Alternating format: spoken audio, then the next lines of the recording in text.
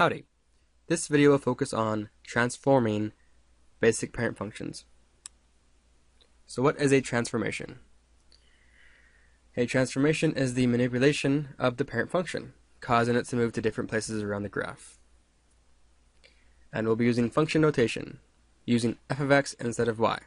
And f of x just stands for the function of x, because x is our manipulating variable.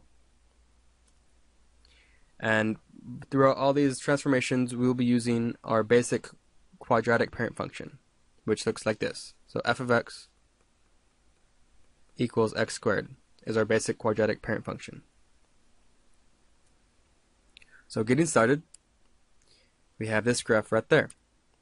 And this is the graph of x squared plus 3.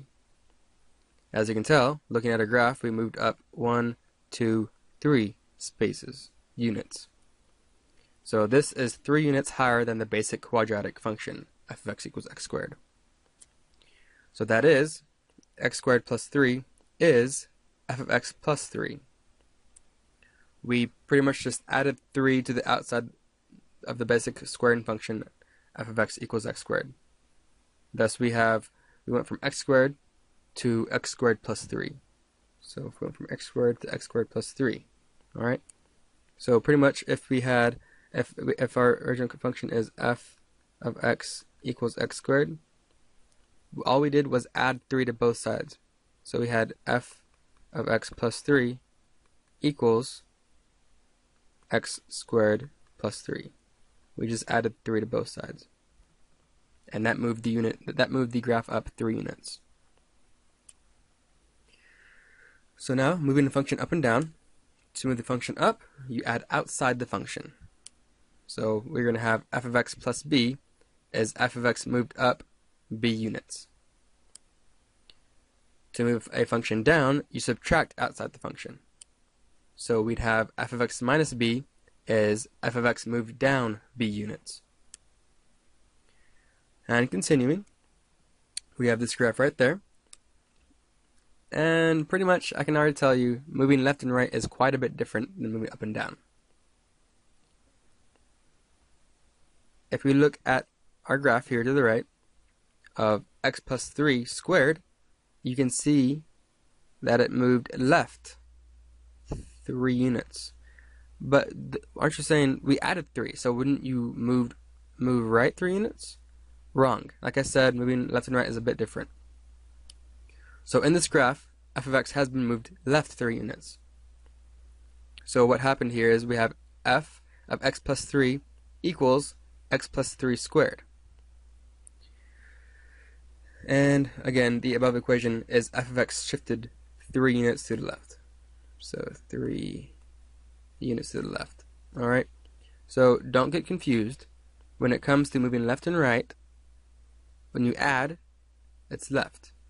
When you subtract, you go right. So moving a function left and right. To move a function left, add inside the function's argument. So we're going to have f of x plus b is f of x moved left b units.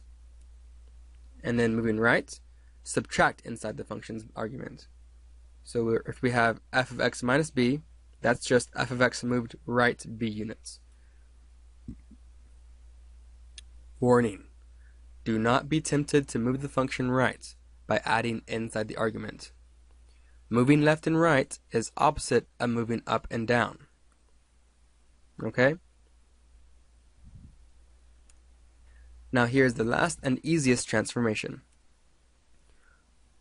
Right there, this graph right there is negative f of x. This graph here is negative x squared. Alright? So a negative x squared pretty much just flips our equation upside down. If we have this graph of our parent function, f of x equals x squared, remember it's facing upwards. But by adding a negative to the front of it, it flips our graph upside down. Alright? So when you flip an equation, any points touching the x-axis stays on the x-axis. See how this negative, see how this 0 right here that's touching the x-axis stayed right here on the x-axis, while all the other points not touching the x-axis switch sides. So if we had a point at 3, 2, switching sides of the x-axis went down to 3, negative 2. Alright. Now, so pretty much to flip the function across the x-axis, switch the function sign. So negative f of x is f of x flipped across the x-axis. Then putting it all together, this is not the end of the story, people. Now we can put all of these transformations into the same equation. Watch out. So here's our one major example before I let y'all go. Let's transform our parent function f of x equals x squared. So we have negative f of x minus 2 plus 3. So are you telling me, well, how does that look? So if f of x equals this, then negative f of x minus 2 plus 3 is negative, and then a parentheses, x minus 2, parentheses, bring down our squared sign, plus 3. So negative f of x minus 2 plus 3 of our parent function f of x equals x squared is negative x minus 2 squared plus 3. Okay, so now let's graph that. So I'll start with 1 right here. So 1 minus 2.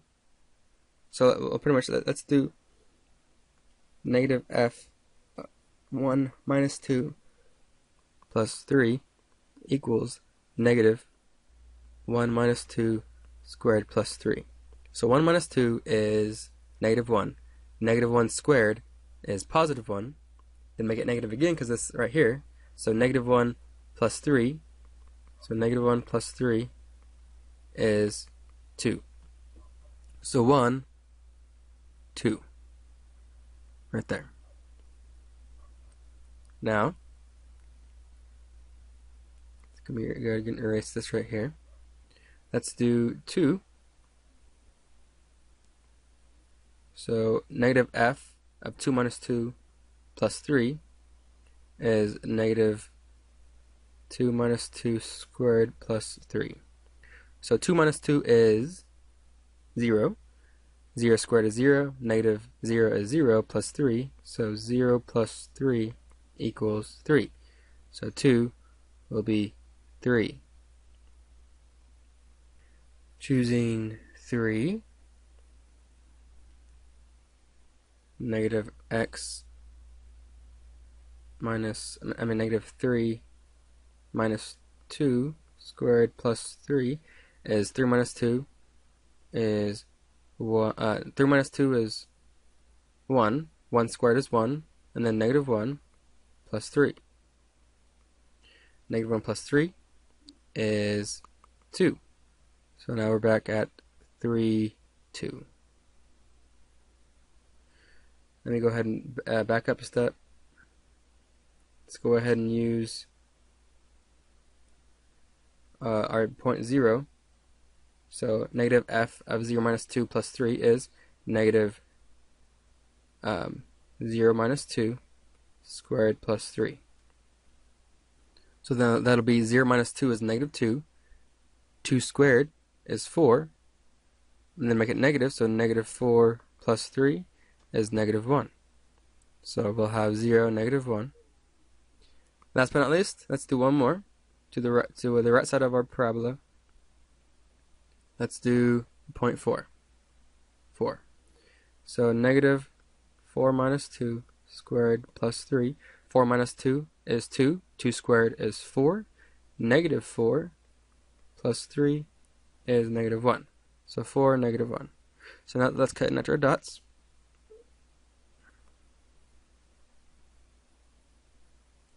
Okay, and then there is our graph. We moved up 3, so 1, 2, 3, and we moved 1, 2 to the right. 2 to the right. And as you see, we have a negative 2 on the inside. So that just proves that subtracting on the inside of the function's argument moves us right. Alright, so that's all, folks. Hope you enjoyed the video. See you in class. Bye.